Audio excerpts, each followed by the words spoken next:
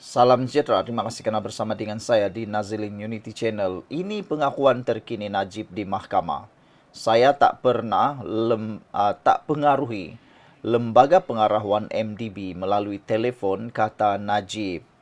Bekas Perdana Menteri Najib Razak menolak dakwaan pihak pendakwaan bahawa dia membuat panggilan telefon untuk mempengaruhi 1MDB bagi menceburi usaha sama dengan Petronas Saudi International PSI pada tahun 2009. Bekas Menteri Keuangan itu memberitahu Mahkamah Tinggi di Putrajaya petang tadi mengenai perbualan telefonnya dengan pengerusi 1MDB ketika itu, iaitu Muhammad Bakir Saleh, semasa mesyuarat lembaga pengarah pada 29 September tahun itu. Semasa perbicaraan salah guna kuasa dan penggubahan wang haram 2.27 bilion ringgit hari ini terhadap Najib, Najib mengulangi keterangannya sebelum ini mengenai ahli perniagaan dalam buruan Low Teck Jo menghubunginya sebelum telefon itu diserahkan kepada Bakir pada mesyuarat berkenan. Kata Najib, saya tidak mempengaruhi fikirannya, iaitu Bakir, hanya menunjukkan bahawa ini usaha sama yang dicadangkan antara 1MDB dan PSI adalah inisiatif strategik antara Malaysia dan Arab Saudi. Ahli lembaga tidak terpengaruh dengan panggilan telefon saya, kata Najib. Bakir mempengerusikan mesyuarat dan ahli lembaga lain tidak tahu mengenai panggilan telefon itu. Panggilan telefon tidak mempengaruhi keputusan lembaga pengarah untuk mengadakan usaha sama itu, jawab Najib semasa pemeriksaan balas oleh Timbalan Pendakwa Raya Ahmad Akram Garib. Tertuduh tidak bersetuju dengan dakwaan DPP bahawa dia cuba mempengaruhi keputusan lembaga pengarah untuk terlibat dalam usaha sama itu. Saya tidak mahu mengarahkan dia, iaitu Bakir, atau mempengaruhinya secara tidak wajar. Saya hanya mahu dia melihatnya usaha sama itu sebagai inisiatif strategik, kata Najib sambil menambah bahawa adalah menjadi tanggungjawab lembaga pengarah dan pengurusan untuk meneliti kewajaran usaha sama yang dicadangkan.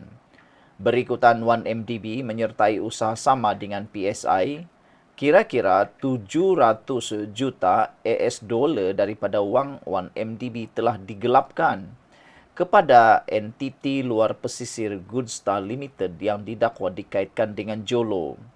Bakir sebelum ini memberi keterangan bahawa dia mengesaki sesuatu yang tidak kena berhubung pengalihan 700 juta AS dolar dan bahawa Najib tidak menjawab khidmat pesanan ringkasnya kerana disyaki melakukan salah laku di 1MDB.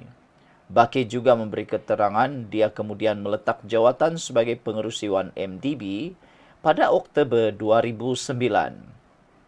Sementara itu, semasa perbicaraan hari ini, Akram berkata Najib seolah-olah banyak membuat andaian perkara berkaitan 1MDB semasa menjadi Perdana Menteri antara 2009 dan 2018.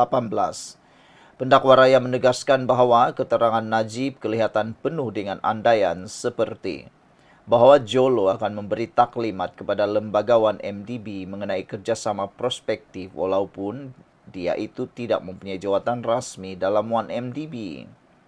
Akram berkata andaian lain yang dibuat oleh Najib ialah lembaga pengarah 1MDB akan membuat keputusan termaklum selepas pengerusi selepas Perdana Menteri, termaklum selepas Perdana Menteri ketika itu mengadakan panggilan telefon dengan Bakir pada mesyuarat lembaga berkenan.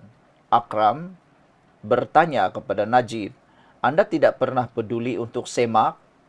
Jawapan Najib, bukan saya, tetapi terpulang kepada lembaga pengarah 1MDB untuk membuat keputusan. Mereka mempunyai orang yang boleh menyemak, seperti firma guaman Wongs and Partners. Saya tidak boleh menyemak segala-galanya, kata Najib.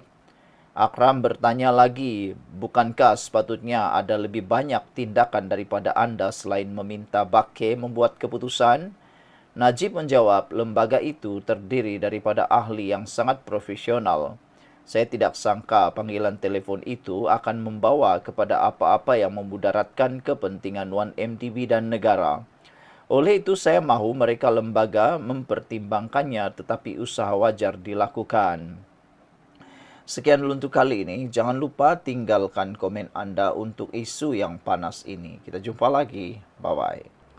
Salam sejahtera, terima kasih karena bersama dengan saya di Nazilin Unity Channel. Sekali lagi, Akmal Saleh mencuri tumpuan apabila beliau menyatakan jangan jadi bodoh. Pesanan Akmal Saleh kepada MCA Perak. Wow. MCA merupakan komponen dalam Barisan Nasional. Tapi Akmal Saleh ini tak tahulah apa yang ada di benak dan fikiran Akmal Saleh pun tak tahu. Semua orang dia bantai. Kawan kah, lawan kah dia bantai. Siapa saja dia bantai. Mungkin Akmal Saleh kena belajar yang namanya toleransi di dalam satu organisasi. Jangan sampai sudah terlambat barulah dia tengada.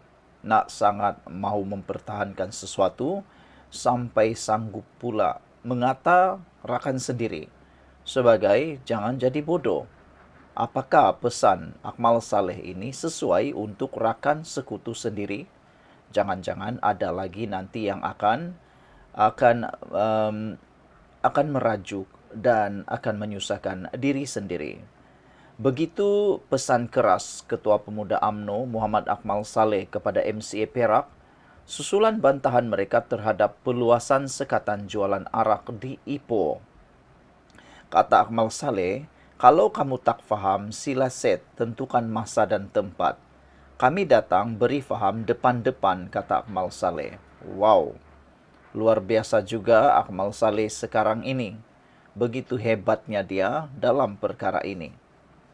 Mudah, jangan jadi bodoh, itu saja, kata pemimpin lantang UMNO itu.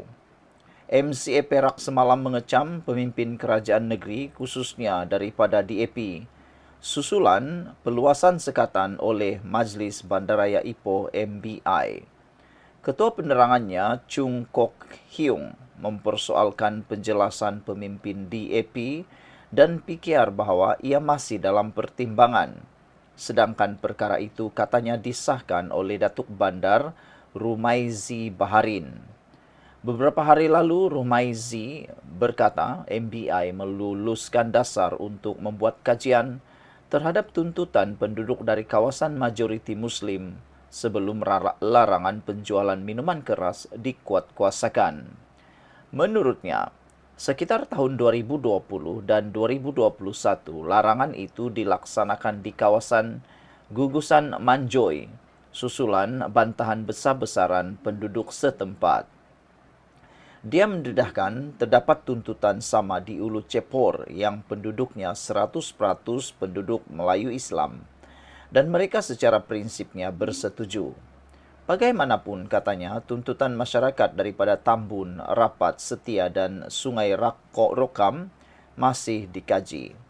Dalam kenyataan berbahasa Mandarin semalam, Chung meminta orang ramai waspada dengan perkembangan itu dan mendesak supaya hak orang bukan Islam dilindungi. Sementara itu, menulis di media sosial hari ini, Akmal Saleh menegaskan jual beli arak masih dibenarkan tetapi bukan di tempat majoriti Muslim. Dan rasanya tiada pun ditulis menghalang orang bukan Islam nak minum dan beli. Tetapi jangan jual beli di tempat majoriti Muslim, kata Akmal Saleh lagi. Saudara-saudara sekalian, kelantangan Akmal Saleh seringkali mendapat perhatian media dan juga para pengulas politik. Antara komen daripada netizen di ruangan komen Malaysia kini, Tok Mudim kata, daripada sibuk pasal sekatan jualan arak, lagi baik jika buat sekali sekatan jualan minuman berkarbonat dan tinggi kandungan gula. Bila rakyat haus pergi kedai nak beli air, terlalu kurang option minuman bergula. Rakyat jadi sihat, kurang berpenyakit, kos perubatan pun kurang, kata Tok Mudim. Black Panther 3884 kata, betul kata Akmal Saleh, jangan buat bodoh kerana kecam DAP atau keadilan. pergi kecam UMNO, kata Black Panther. Jimmy Page kata, sama sampai pakatan pun bergaduh. Kotaro Minami kata, padahal yang terpaling lah tak berakal tu siapa, kata Kotaro Minami. Sekian dulu untuk kali ini. Jangan lupa tinggalkan komen anda. Apakah tindakan kelantangan Akmal Saleh ini akan memakan diri satu hari nanti? Bye-bye.